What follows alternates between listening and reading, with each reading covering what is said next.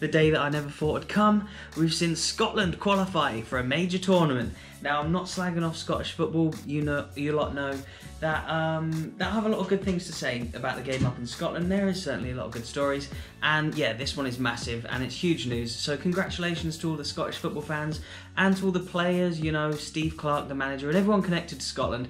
It's a great time for footy here in Scotland, and it couldn't be better for me as well, really, having a channel that's so focused on football, not only around the world but in Scotland.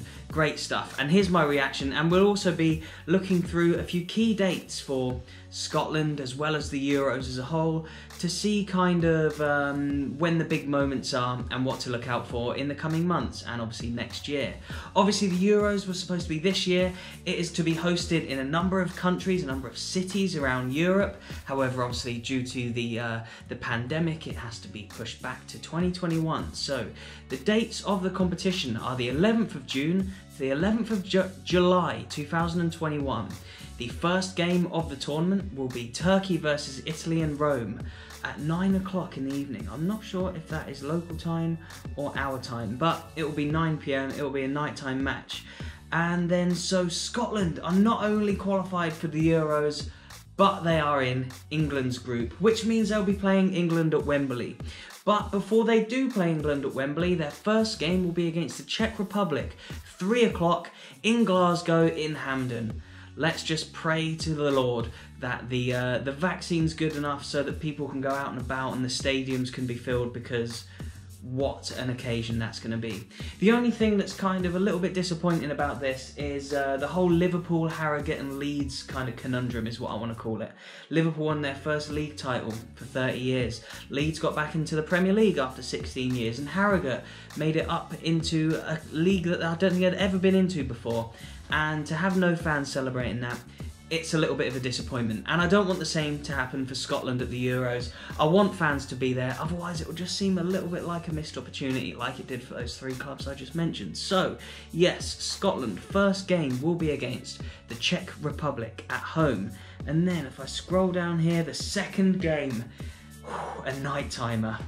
18th of June, a Friday night, England versus Scotland. We all know who I'm going to be supporting. It's not Scotland.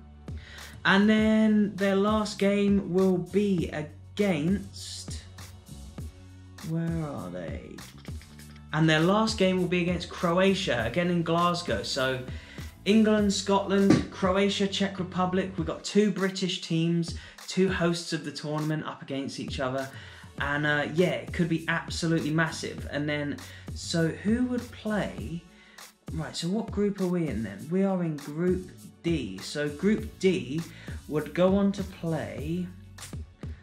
oh, it's complicated because someone who finishes 3rd could come in. So if you finish 1st in Group D, you could play 2nd of F. If you play 2nd of E, so E or F we might play in the next round. So who's in Group E? Spain, Poland, Sweden, Slovakia, or Hungary, France, Portugal, Germany. There's some tough games in there, and I think if England and Scotland are lucky enough to go through, someone who comes 3rd might be able to go through if they have enough points compared to everyone else. Remember, UEFA opened up the competition to a few more teams a couple of years back. There's a tough draw in there, regardless of kind of where England or Scotland finish. But this is all about Scotland. We just looked forward to kind of who Scotland might be playing and who they definitely will be playing, England included. But what about last night? I was actually really impressed with the match, and Steve Clarke is always someone I've actually quite admired as a manager. I thought he did well at West Ham back in the day. I think he was Zola's assistant. He was at Liverpool as well for a time with Kenny Dalglish, and he was always said to be the man behind the scenes at Chelsea when they were really successful, who did a lot of the coaching work and stuff like that. So it's not surprising to me to see him do well for Scotland. And yeah, I thought last night was an absolutely quality game. Lyndon Dykes up front, I thought he was absolutely class. He obviously didn't score. Ryan Christie scored a great goal. But yeah, Dykes, when he came off from McBurney, that's when you kind of started to see Serbia really, like, the tide turn for them, although it had been going that way a little bit before that. But as soon as, like, when Dykes was on, lumped the ball up to him, he was going to win it, and there was chances where he set up the Robbo chance that he probably should have scored, Andrew Robertson, And yeah, I thought Dykes, to be fair, was probably my man of the match.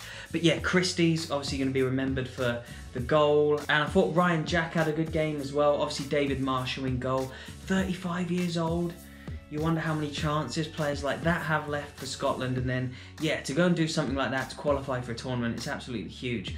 But will we see something similar to Gazza's heroics for England when they play them? I'm not sure. I hope so, for my sake. But no, in all seriousness, it was class last night, and to go all the way to Serbia and to win is hard. Obviously, I think it probably would have been harder had there been fans there. I know you could make the argument for and against if it's easier or like harder when fans are there, but Serbia is still a good team. They got obviously Jovic up front, as well as Mitrovic, and some huge players who would command some big fees, and for Scotland to go there and win, I think it's hugely impressive. So yeah, fair play. I mean, Scotland do have some good players that were on show last night, your Robbos, your Tierneys, your McTominays, who are all at top level Premier League teams. So yeah, I mean, if they can keep that team together, keep that core fit, then who's to say they won't have a good shot at getting through the group and progressing in the Euros.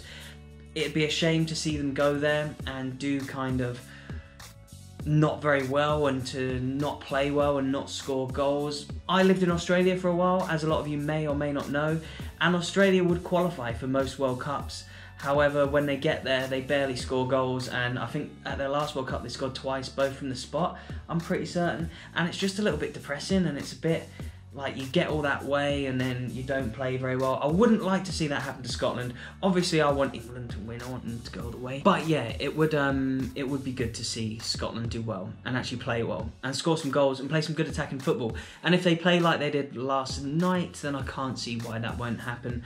Lyndon Dykes is going to be class. If they can get the ball up to him and get more in support of him, I think he can create more chances. That's the only one drawback from yesterday, I'd say, was that when Dykes had the ball up front, he was such a battering ram and he created so many chances. One fell to Robbo, like I mentioned earlier. You want that to fall to like the good players and like the best attacking player. Obviously Robbo's a good player, but you want them chances to fall to your best attacking players. And yeah, if he can create one or two more chances and they can get a couple more people up in support of him, then why not? Scotland can go and do very well at the tournament. And it's obviously a huge opportunity for Scottish football as well to be able to play matches here at Hampden. If they weren't a part of the tournament, yet they were hosts, that just wouldn't seem right. So yeah, fair play. There's going to be matches here in Scotland, they're going to be in England as well. It's going to be a festival of football, which after the year we've had this year, if we get some good news with the old vaccine, then I don't see why it won't be the best summer ever for all of us in the UK. I absolutely can't wait for the Euros, and I hope that I can get to some games. I would love for the fan parks to be open. I want to make vlogs at the fan parks, at the games, about the stadiums, about the teams, the cities, everything. I'd love to travel a bit of Europe and see some matches and some fan parks and some grounds and stuff like that. It's my dream, and I had tickets with a couple of mates actually, for a game at Wembley that was meant to be going ahead this year, obviously was cancelled. So yeah, hopefully we still got the tickets, so hopefully next year we can go. That'd be amazing. I've got more videos coming this month, so do make sure you're subscribed if you're not already. I've got a whole host of videos that you can go back and watch. Over 80 now. Been doing YouTube for just shy of a year. I've got a video coming out this weekend about my yearly anniversary on YouTube, and a little roundup of where I've been, the countries I've been, the matches I've seen, the stadiums I've been to as well. So yeah, please like this video, please stay subscribed. I just wanted to get my thoughts quickly up on the game last night. I thought it was class. I watched the Israel game, like a couple of months, a month or two, whatever it was, a few weeks before, and I wasn't impressed. I thought it was an awful game actually. They went for it on pens, but the performance last night was so much better. Result was still good against Israel, obviously, but the performance against Serbia was absolutely class, and I just wanted to share that with you lot. I've had a few people on here asking me to give my thoughts on last night, so yeah, very well done to Scotland. You lot know I'm English and I'll support England when they're playing, but you also do know that Scottish football has a special place in my heart. So yeah, very well done to Scotland. Please leave a like on this video. Thank you so much for watching. Do go back and watch more of my content, and I'll see you later, and I'll see you in the next one.